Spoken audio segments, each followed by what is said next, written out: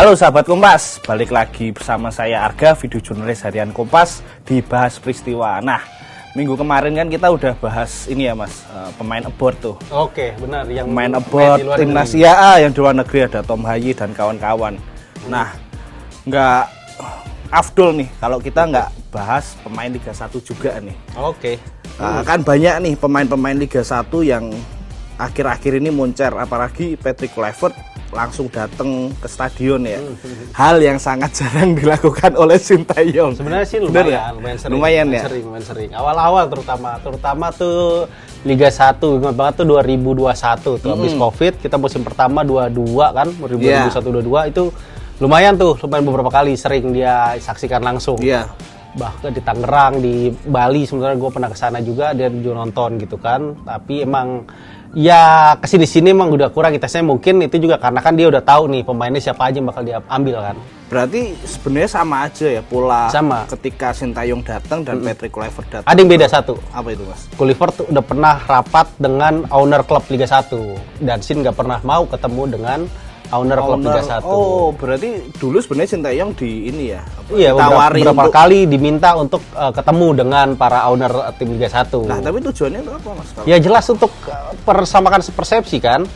Timnas kira-kira begini-begini, kita mau nanti ada pertandingan gini misalkan, bisa nggak owner setuju nggak kalau kita ambil pemain?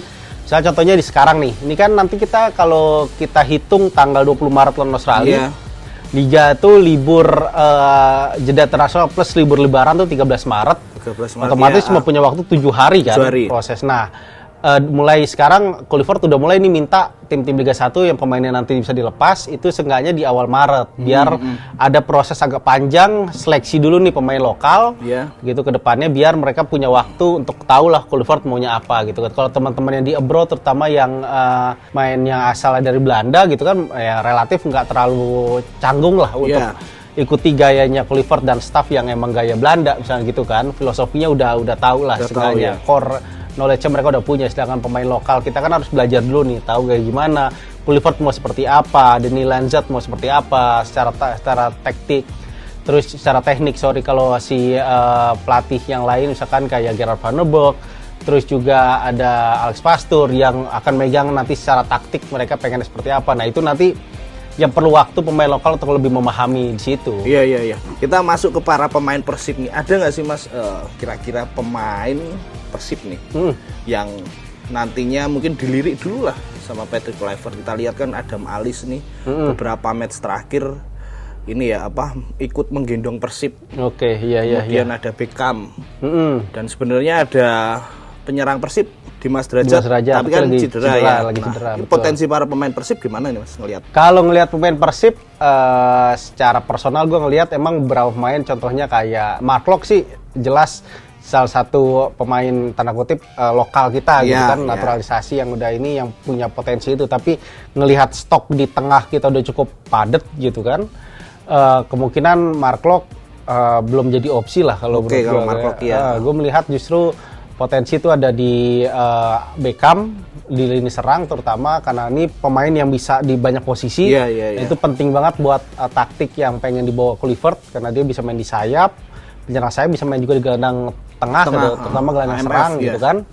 Begitupun juga ada Malis gitu kan. Tapi kalau misalkan Kluivert ingin tim yang sekarang kan kemarin Sintayong tuh udah ngebentuk tim yang relatif muda, masih di timnas kita, timnas senior yang terakhir main lawan Saudi itu kan cuma rata-rata sekitar 23 sampai 24 tahun ya kan. Dan kalau ngelihat usia para pemain Persib ya antara Beckham mungkin yang bisa punya peluang untuk besarnya gitu kan. Dimas misalkan lagi cedera agak kurang gitu kan dibanding striker lain, tapi Beckham punya peluang. Ada Malis sudah 31 tahun, udah cukup berumur lah, dan apalagi dia posisinya di tengah udah ya itu tadi udah terlalu padat gitu. Jadi kalau ngelihat dari potensi pemain lokal, gue melihat justru di sisi sayap ini mereka punya banyak peluang, maupun di back sayap ataupun penyerang sayap gitu kan. Begitu juga di gelandang di sisi back tengah atau penyerang tengah. Di situ mereka punya potensi pemain itu karena kalau kita ngomongin udah di jantung permainan ada Tom Hayi gitu kan. Kevin Dix pun bisa main jadi gelandang bertahan. Ada Nathan, ada Ivan Jenner begitu kan. Terus belum lagi ada Jordi Amat juga bisa main sebagai defensive midfield. DMF. Terus ya itu banyak pilihan gitu di tengah. Jadi kalau lihat pemain lokal secara kualitas hanya gue melihat dari 22 pekan Liga 1 ini hanya Ricky Kambuaya lah yang cukup layak untuk bermain. Dewa United. Di Dewa United. Nah, tapi kan kita lihat di Dewa juga nih ada Egy. Betul. Itu kan beberapa match terakhir. Bahkan kalau nggak salah Egy jadi top skor lokal, lokal ya. 9 gol. 9 gol ya. Betul, sudah 9 gol. Nah, mungkin nggak nih apalagi sebenarnya Egy rutin juga kan sebelumnya sama skuadnya Sintayong. Itu dipanggil. Nah, kalau gue lihat begini, kalau misalkan kan formasi kesukaannya Peter Kluivert merujuk main di Curacao, merujuk dia ngelatih di Adana Demirspor, ngelatih Curacao dan Demirspor itu kan formasi yang dipakai mayoritas 4-2-3-1. Itu ada sekitar 65% game yang diasuh jalani Kluivert sebagai pelatih, dia pakai formasi itu. Dengan formasi itu si Kluivert ini lebih condong mainin penyerang sayap di 4-3 di luar penyerang tengah itu. Itu sayap kanan kirinya itu relatif main bukan di sisi kaki terkuatnya. Jadi misalkan kuat di kanan dia main di kiri. Berarti modelnya inverted gitu. Yang bisa misalnya cutting inside, inverted winger. Jadi Egy itu akan banyak peluang dia main di kanan. Kenapa? Karena pemain naturalisasi kita nggak ada yang kaki kiri murni. Kaki kiri murni menyerang. Pemain sayap ya. Kalau Calvin Verdong kan sebenarnya sayap juga. Tapi kan dia back. Nathan juga back, lebih bertahan lah mainnya gitu kan. Nyerang nggak ada ya. Nggak ada. Jadi kita punya lokal ada Egy, ada Witan. Gitu. Tapi ngelihat Witan yang belum bikin gol musim ini di Persija, terus starter. Dia lebih banyak beberapa game terakhir jadi pemain pengganti gitu kan. Jadi dari 17 game main hanya 12 sebagai pemain inti gitu kan, dan itu nunjukin bahwa Witan nggak dalam top performnya sekarang di musim ini. Dan Egy itu udah jauh. Egy itu punya rata-rata bermain itu 89 menit di Dewa musim ini. Jadi emang dia setelah setiap bermain selalu pemain inti hampir 90 menit mainnya itu kan. Dan itu dan juga tambah 9 golnya dia gitu kan. Itu nunjukin bahwa dia emang udah bisa nih main seperti itu. Apalagi di Dewa pelatihnya juga kan orang Belanda dari Kering yang juga punya nama besar, dulu sempat ngelatih Galatasaray, sempat juga ngelatih di tim akademinya Ajax. Bahkan dulu ketika Peter Kluivert masih anak-anak di akademinya Ajax, Ronaldo ini udah ngelatih tim akademi gitu kan. Mereka kemarin akhirnya ketemu tuh pas ketika Kluivert main ke campnya Dewa kan. Bukan mas pertandingan sebelumnya. Minggu kemarin. Jadi tim pelatih ini datang ke home base-nya Dewa di Tangerang gitu kan. Jadi ketemu lagi nih Jan Olde sama mantan anak kecil yang dulu dia senior junior Peter Kluivert. Dan ngelihat ini Dewa ini kan tim yang possession football mainnya. Jan Olde emang sejak awal, kebetulan gue sempat wawancara dia di awal musim ini, emang tim ini emang nggak punya target juara meskipun materi pemainnya banyak, tapi dia targetnya untuk lebih baik, setidaknya bisa masuk 3 besar lah musim ini gitu kan. Itu peningkatan untuk menurut dia untuk tim yang baru Dewa. Dan Dewa musim ini punya persentase penguasaan bola tuh 58%. Sangat tinggi sekali. Persib rata-rata berarti di peringkat 1 hanya 46. Jadi ini tim yang sangat pragmatis Persib. Jadi Persib mencar kemenangan akhirnya. Persib terus Dewa, tim yang ada di 4 besar sekarang hanya Dewa yang posisinya lebih tinggi dari rata-rata. Lebih main posisi football, dan Egy main 9 menit, terutama juga sekarang dia udah paham juga main gaya Belanda kan. Jadi Egy bisa jadi Arjen Robben-nya Indonesia lah. Nah, kemudian dengan rekan timnya Egy, Ricky Kambuaya gimana nih kan? Nah, ini juga dapat sorotan. Dia juga bagus kan. Ricky Kambuaya udah bikin 2 gol dan 3 assist gitu kan. Udah lumayan. Untuk main di tengah dengan akurasi operannya juga 85%. Dan ini sangat tinggi. Dan ngelihat dia bisa main di banyak posisi gitu kan, apalagi kalau sekarang di Dewa dia dibantu ada Alex Mesidoro, ada Jaja juga, ini jadi bagus banget nih mainnya. Nah, itu kelihatan bahwa gimana Ricky Kambuaya nih punya potensi besar nih untuk main nanti, misalkan dia dengan formasi misalkan 4-2-3-1 dia bisa jadi attacking midfield-nya. Tapi nggak lebih ke box to box ya kalau bisa juga itu gitu kan, bisa karena juga, dia punya fisik yang bisa juga itu, tapi kuat, kan? di eranya Sin kan dia lebih agak menyerang, mendorong agak menyerang. Begitupun juga ketika dia main di Persebaya. Menyerang. Tapi itu ketika dulu Persebaya udah mulai bagus dan ada Marcelino lebih nyerang, dia lebih tarik ke belakang agak sebagai pivot gitu kan. Nah, Nah, tapi itu dia tadi kalau misalkan kita main dengan 4-3-3, 3 ini Kambuaya bisa dapat satu tempat itu yang lebih main box to box. Ada Tom Haye yang ngatur serangan gitu kan. Terus misalkan ada Nathan atau Ivar yang lebih petarung menemani gitu kan. mereka. Kalau dengan dua pivot ya kemungkinan ini akan jadi persaingan yang ketat nih. Tapi yang melihat performa Kambuaya yang konsisten, match fitness-nya juga bagus. Kemarin sempat khawatir ada cedera dia di game sebelumnya pas lawan PSM, ternyata lawan Persija masih bisa main gitu kan. Ini nunjukin bahwa ini punya kekuatan fisiknya yang luar biasa nih Ricky Kambuaya, dan itu dia jadi potensi dia bisa main lah. Nah, kemudian tadi nyenggol Persija dikit. Persija kan sebenarnya akhir-akhir ini pemain timnas banyak disuplai dari sana ya. Betul. Sebut ada Rizky Ridho, Muhammad Ferrari, Witan. Nah, gimana nih 3 pemain ini nantinya di masanya Patrick Kluivert, apakah bakal tetap dipanggil seenggaknya atau bisa aja kena coret? Ya tahu kemarin kan ada isu Rizky Ridho coret tuh di media-media. Aduh, netizen siapa ya. Tapi emang kalau ngelihat dari stok back lokal ya Rizky Ridho yang paling itu. Tapi di luar itu ada Persiro dan Ferrari masih oke lah gitu kan. Tapi dengan sekarang kita banyak pemain back juga gitu kan. Ya peluang Rizky Ridho masih, apalagi pengalaman dia di level internasional udah tinggi. Kan. Jadi nggak bisa dinafikan lah bahwa Rizky Ridho punya peran di timnas gitu kan, terutama di 6 game terakhir kemarin di putaran ketiga di grup C, jadi dia selalu main gitu kan. Rizky salah satunya ketika lawan Cina dia nggak sebagai starter kan. Selanjutnya dia 5 game lainnya sebagai starter. Nah ini Cidot. Tapi kalau kita misal melihat potensi lain back tengah di Liga 1, ada nama-nama yang cukup menjadi sorotan dan juga lagi naik daun sekarang. Ada Alfredo Dewangga di PSIS. Meskipun timnya terseok-seok nih di papan bawah PSIS, tapi Dewangga ini salah satu pemain yang ya seenggaknya kalau nggak ada dia nih PSIS mungkin lebih buruk dari sekarang.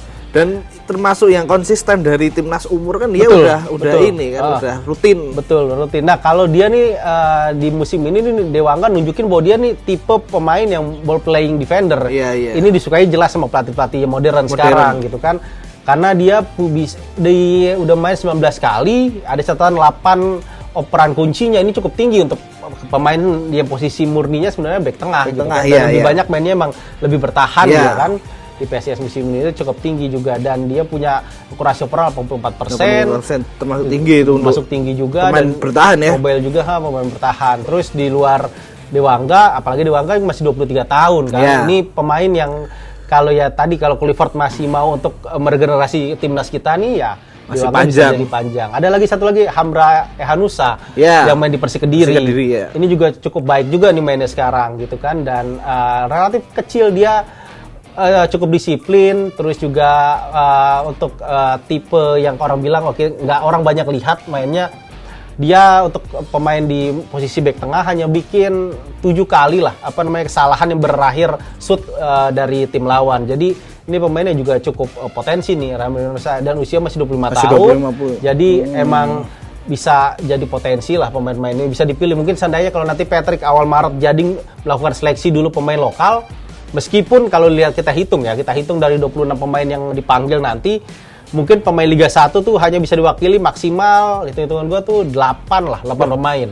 8 dari 26. 8 dari 26. Jadi Liga 1 sekitar. Sisanya kan itu yang rata-rata yang main di Eropa, plus juga termasuk sedikit ya, berarti itu kan nggak ada sepertiga. Nggak ada. Jadi sisanya kan ada yang main di Thailand, kita ada Snawi, ada Arhan, ada juga Sadil. Jadi ada Jordi juga di Malaysia. Jadi kalau dihitung Liga 1, ya meski masih mayoritas lah kalau ngitung liganya ya. Tapi jumlahnya kalau dihitung-hitung maksimal 8. Nah, tadi kan kita bahas pemain gelandang bertahan. Nah, penyerang dari Liga 1 ini ada potensi nggak untuk dipanggil Patrick Kluivert? Kan banyak sebenarnya, ada Ramadan Sananta, kemudian ada Malik. Nah itu gimana tuh potensi-potensi? Kalau ngelihat performa sampai pekan ke-22 Liga 1, Ramadan Sananta yang paling menonjol sebenarnya ya, paling oke nih. Walaupun persisnya sendiri agak dia udah bikin 4 gol, lumayan lah gitu kan. Dengan tim yang tertatih-tatih, nggak punya pemain yang, terutama di putaran pertama kemarin nggak punya playmaker yang bisa supply kayak dulu Isidoro gitu kan. Ini cukup baik lah Ramadan Sananta, dan juga dia tipe pemain yang fighting spirit tinggi kan. Jadi dia bisa jadi pemantul, bisa jadi pemain depan yang nahan bola gitu kan, dan kasih supply buat teman-temannya lainnya gitu, buka ruang buat teman lain. Ini penting juga nih, dan Belanda saat ini kan sekarang gayanya gitu kan, gimana Weghorst pemainnya tinggi gitu kan, nggak terlalu tajam, tahan bola aja gitu kan. Selanjutnya finishing, final touch-nya dikasih ke Gakpo misalkan gitu kan, atau ke Xavi Simons untuk menyelesaikan peluang gitu kan. Weghorst cukup aja jadi benteng gitu kan. Nah itu bisa dimaini juga Mas Salanta, dan dia juga secara fisik juga bagus gitu kan, dan juga emang dia berani duel-duel udara bagus. Rata-rata dia bisa bikin 2 kali kemenangan duel udara per game di Liga 1 musim ini. Jadi ini pemain yang punya potensi untuk jadi nomor 9 setidaknya kalau misalnya Patrick mau mainin penyerang tengah gitu kan. Tapi itu di luar itu, tapi kalau ngomongin lagi tadi balik ke menyerang, di sisi sayap tuh kita lumayan banyak banget stoknya. Misalnya kita ngomongin dulu kita ngomongin agak ke belakang, back sayap salah satu nama yang besar jelas kayak Yance Sayuri lah. Ini Yance Sayuri Malut ya. Ini bisa main di 2 posisi kan, kanan kiri dia bisa main. Di Malut kan dia juga kalau dilihat dari heat map-nya nih, dua-duanya nih sama-sama terang nih kanan kirinya gitu, nggak cuma condong ke kiri atau ke kanan. Sama-sama. Jadi ini potensi bagus juga gitu kan, udah bikin 2 assist juga gitu kan, dan cukup lumayan bagus juga. Yance udah bikin gol juga dia. Dan ini juga bisa jadi ya ibaratnya mengurangi lah jatah pemain sayap. Ambil aja satu nih Yance, udah nggak usah kanan kiri, kanan nggak atau kiri cuma satu aja gitu kan. Ini satu lagi udah aja. Bisa taruh mana aja. Bisa mana aja, bener. Mengurangi juga tuh kuota back sayap gitu kan. Iya. Tapi di luar itu di kiri misalkan ada Febrianto Umabin, pemain PSBS Biak nih. Ini kemarin sempat dipanggil juga TC di AFF kemarin, meskipun selanjutnya nggak lolos gitu kan, tapi ini pemain yang lumayan cukup bagus untuk pemain muda, usia masih 20-an awal, dan dia ya rata-rata masih cuma bikin 8 yang berakhir tembakan buat lawan. Jadi untuk back dan juga udah beberapa kali dia crossingnya juga lumayan cukup bagus, ada di angka sekitar 54% akurasi crossing. Jadi ini cukup baik juga lah untuk pemain muda gitu kan, dan bisa dicoba nanti di sisi kiri. Selain itu kan di kanan juga kita masih ada Fajar Faturrahman, ada Rio Fahmi. Ini nama-nama yang udah lumayan lah sering dipanggil TC Timnas, dan mereka emang mainnya konsisten. Apalagi kayak Fajar Faturrahman 22 game Borneo selalu main dia, dan 90 menit pula mainnya gitu kan, tak tergantikan nih. Dia kepungan banyak-banyak pemain asing gitu kan, dan ini back sayap yang cukup konsisten Fajar Faturrahman. Jadi ya udah pasti harusnya dia dapat kesempatan juga untuk dilirik lah sama Patrick. Apalagi kemarin Kluivert udah nonton Malut lawan Borneo. Fajar meskipun timnya kalah 3-0 tapi dia main juga cukup baik. Jadi bisa lah di inilah. Dan di posisi gawang meskipun sekarang ada Martin Paes, kalau Hernando ya jelas masih pilihan utama lah gitu kan seenggaknya. Nadio atau kiper PSBS? Aku lebih condong ke John Pijay lah. John Pijay. Bahkan kalau dibandingin John Pijay sama Hernando, clean sheet per gamenya itu lebih banyak Pijay. 5 dia, sedangkan Hernando baru walaupun cuma 4. Kemasukannya banyak Pijay ya? Banyak, tapi dia sisi save-nya juga banyak juga. Contoh kemarin lawan Madura, dia bikin 5 kali save. Itu yang krusial banget tuh buat nahan imbang Madura yang mulai naik nih sekarang. Dia mau naik peringkat kan, lagi mulai bangkit. Udah lama banget ya Papua nggak punya talenta kiper tuh udah. Terakhir kapan siapa Mas? Terakhir itu kan awal 2000-an, palingan tim yang timnya dia membela Persipura misalkan kayak Jenry Pitoy dulu 2000-an kan awal. Itu pun tapi bukan talenta asli Papua gitu kan. Ini benar-benar kalau benar dia dipanggil ya setengahnya kiper ketiga gitu kan. Wah, ini luar biasa banget John Pijay ini. Corner nih. Nah, berarti tadi Masan nyebutin ada kemungkinan 8 pemain Liga 1 ya yang bisa dipanggil.